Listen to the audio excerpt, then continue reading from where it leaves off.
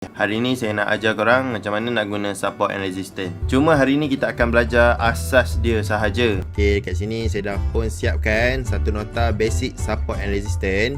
Okey, jom kita study nota ni. Support and resistance ataupun SNR merupakan salah satu sistem trading yang paling banyak digunakan oleh trader seluruh dunia. Support and resistance didefinisikan sebagai satu paras atau kawasan yang akan mengakibatkan sesuatu harga sama ada berhenti atau berpatah balik. Jadi nama SNR ni ia datang dari dua perkataan iaitu support and resistance. Jadi apa tu support, apa tu resistance, kita tengok nota kat bawah ni.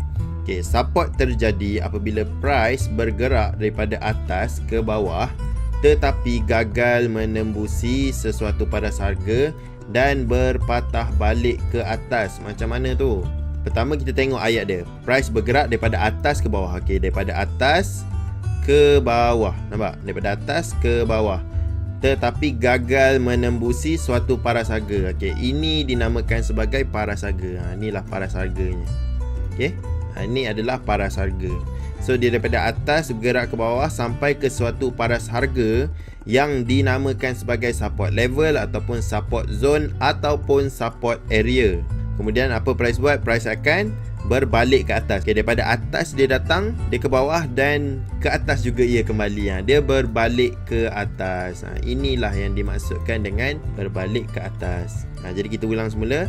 Support terjadi apabila price bergerak daripada atas ke bawah tetapi gagal menembusi suatu paras harga dan berbalik ke atas. Nampak pergerakan daripada atas ke bawah sampai ke suatu paras harga dan dia akan berbalik ke atas. Dan paras harga yang menyebabkan ini kita namakan sebagai support level ataupun support zone ataupun support area.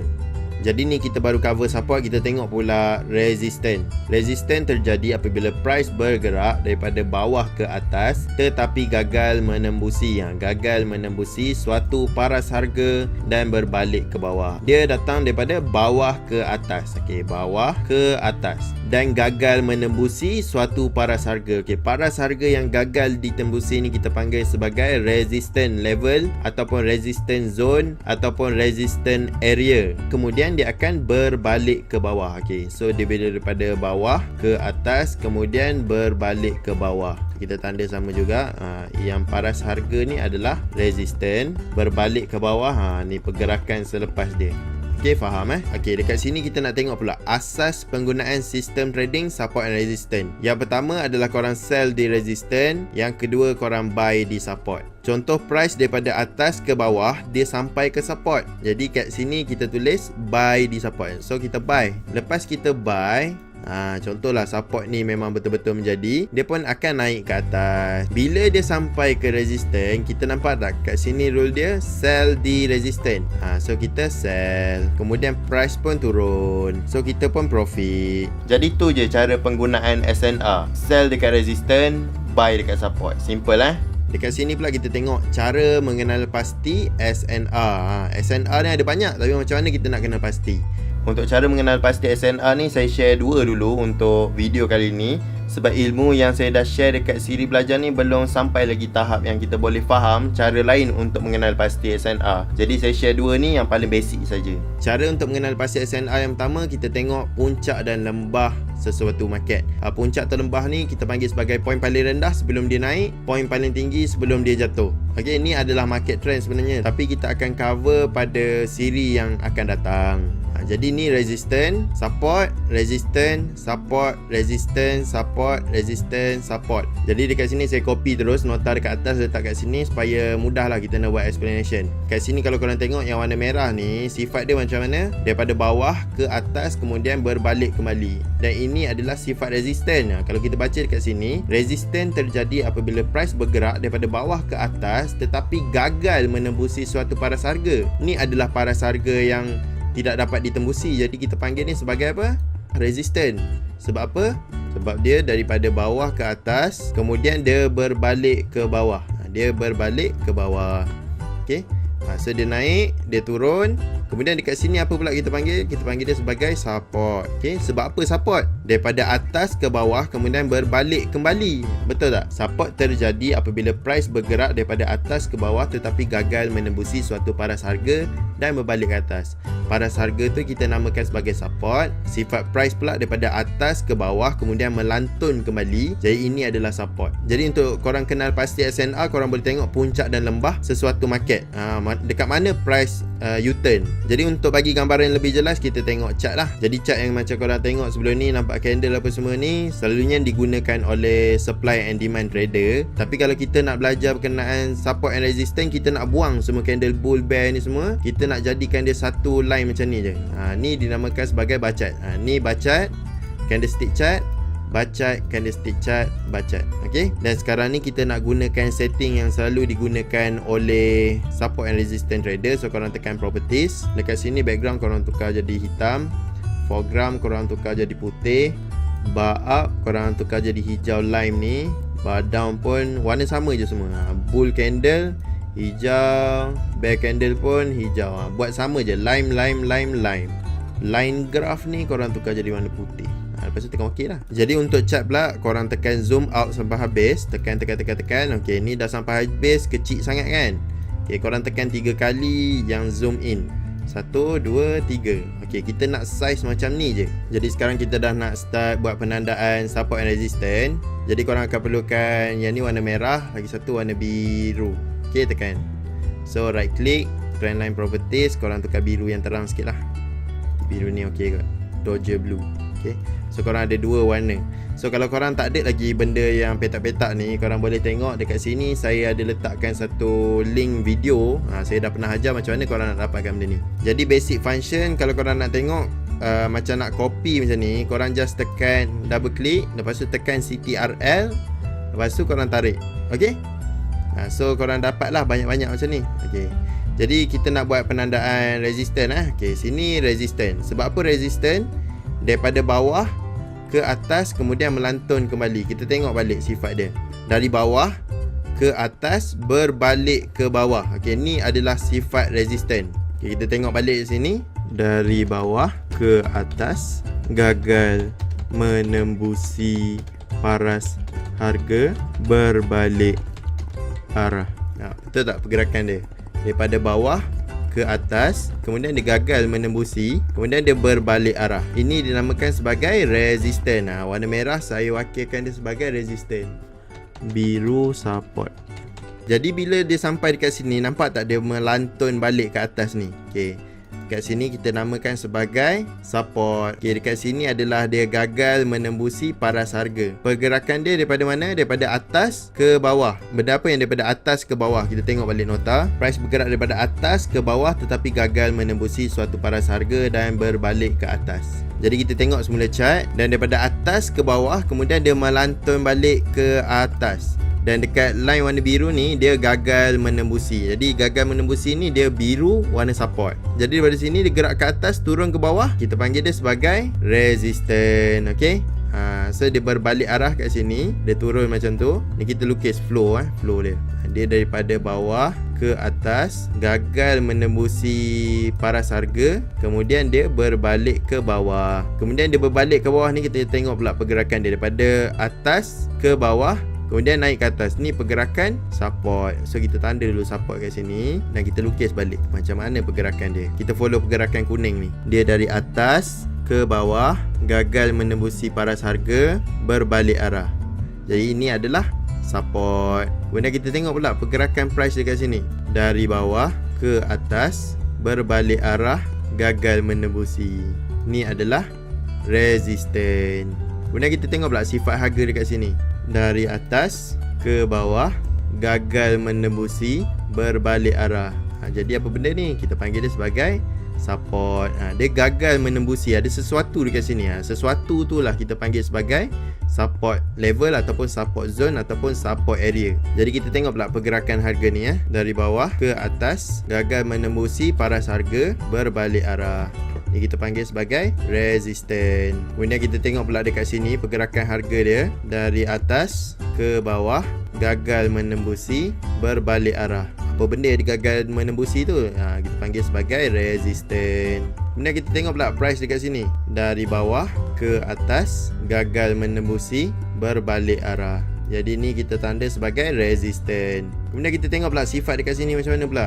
Dari atas ke bawah, gagal menembusi, berbalik arah. Jadi ni kita namakan sebagai support. Jadi korang pun dah boleh nampak tengok saya tanda laju-laju. Okey, resistance, support, resistance, sini support, sini resistance, sini support, sini resistance. Jadi macam tu lah cara korang nak kenal pasti dan tanda support and resistance dekat sesebuah lembah dan puncak. Lembah ni apa? Lembah ni yang kat bawah, puncak dekat atas. Lembah, puncak, lembah, puncak, lembah, puncak, lembah, puncak. Dia duduk, kaki dia ni duduk di bawah bukit. Lepas tu saya duduk atas bukit. Sedangkan saya lengok lagi tu, dia tinggi lagi daripada bukit. Lembah, puncak, lembah, puncak, lembah, puncak, lembah. Dah tersasu-sasu dah. Macam tu lah cerita dia. Okey, cara yang kedua untuk kita kenal pasti support resistance, paras yang diuji lebih daripada sekali. Okey, ni adalah resistance 1. Ni pula adalah resistance 2. Ni adalah resistance 3.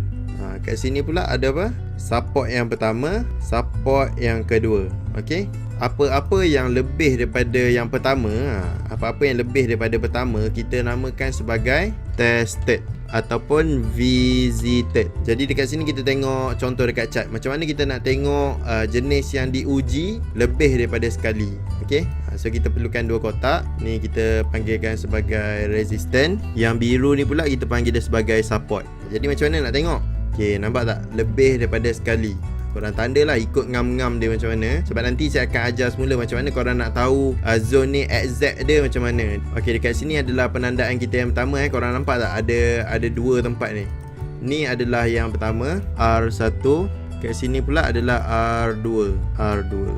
Nampak tak? Dia datang lagi sekali. So kita boleh panggil ni sebagai resistance. Support pula macam mana? Support macam ni, S1. Kat situ ada S2, S3, S4. Nampak tak? Dia tested. So ni kita boleh panggil dia sebagai support juga. Sebab apa? Dia tested. Kat sini pun sama. Nampak? Dia ada dua kali dia sentuh. Kat sini nampak? Dia ada berkali-kali dia sentuh. Nampak? Dia naik, dia patah balik, dia sentuh balik, dia naik balik. Nampak Dekat sini dia turun, dia naik, dia turun. Dah jadi resistance peak. Tapi untuk kita mudah untuk kenal pasti, dia datang lagi sekali. So dekat sini kita tahu dia sebagai resistance yang ditested. Dekat sini pun sama, resistance. Dekat sini pun support sebab dia tested lebih dari sekali. Kat sini pun korang boleh nak tanda dia sebagai support. Dekat sini korang ambil yang hujung-hujung dia. Dekat sini pun sama. Sebab apa? Dia tested. Dekat sini, dekat sini. So ni adalah cara yang kedua lah untuk korang tanda support and resistance. Cari yang dah ditest lebih dari sekali. Ni adalah R1, ni pula adalah R2.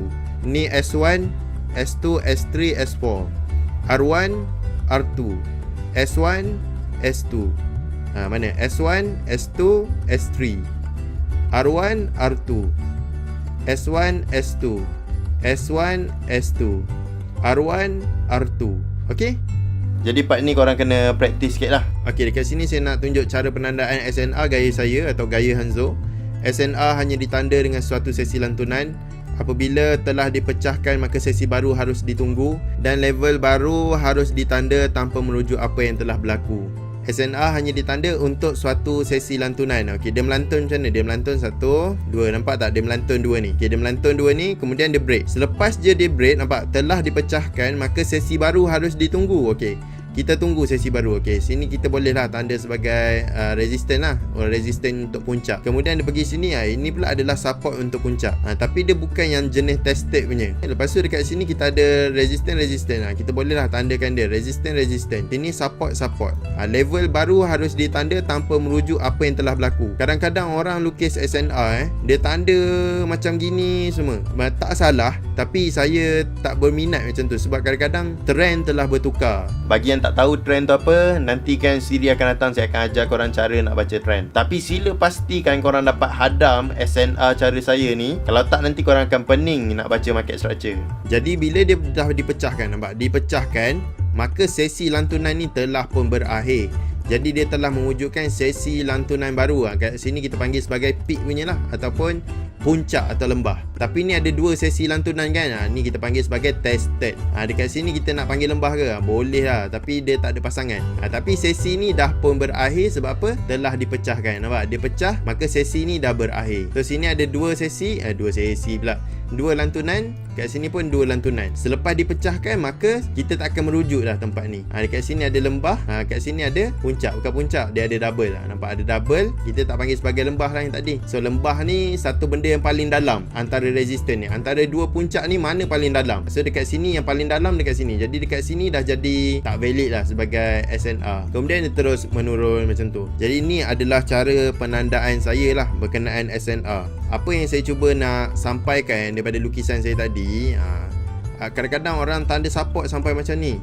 Dia zoom up, macam ni. Support jauh-jauh punya. Memanglah valid kalau korang tengok back test macam ni, ataupun benda yang dah jadi macam ni. Tapi agak susah untuk korang apply dalam live market. Takkanlah korang nak tunggu berapa lama ni sampai kat sini. So agak tak praktikal lah, tak praktikal. So selalunya kalau saya, contoh macam ni, saya akan tandakan macam gini je.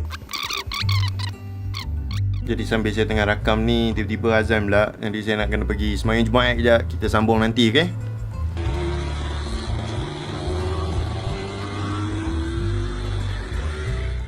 Okey, jom kita sambung semula kita punya pembelajaran tadi.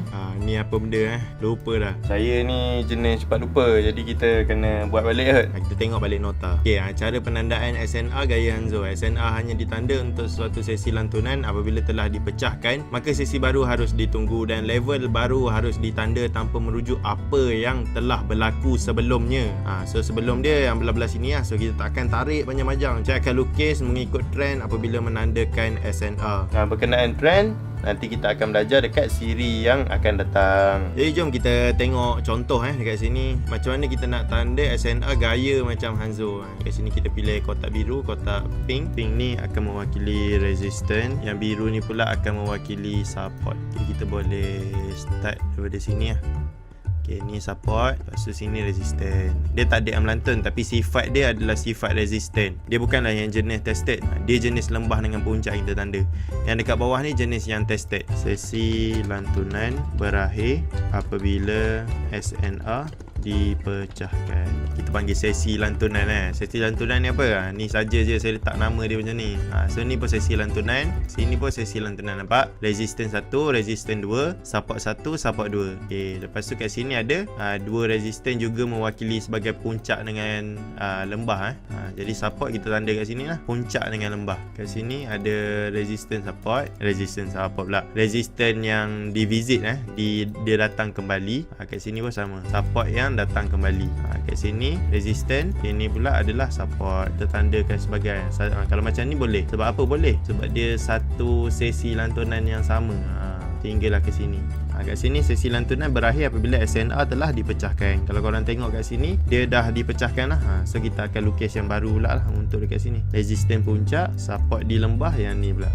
Ni kita boleh detailkan. Ni korang boleh detailkan. Jadi bila kita tengok lama-lama, kita boleh trade macam ni Sini kita sell, kena stop loss. Tak apalah kena stop loss, tapi kat sini kita ada buy, dah kena TP 62 pip. Sampai kat sini kita sell kejap, dapat scalping 30 pip. Sini buy balik, dapat 60 pip. Dekat sini kita sell lagi. Dekat sini kita tak ada cara lah untuk determine. Ada cara dia, tapi kita akan belajar pada sesi yang akan datang berkenaan role reversal. So yang ni dia follow. Dekat sini buy, sell, buy, sell, buy, sell, sampailah dia pecah. Bila dia pecah, baru kita buat keputusan yang baru, yang tu nanti kita akan explain nanti. Jadi itu saja perkongsian saya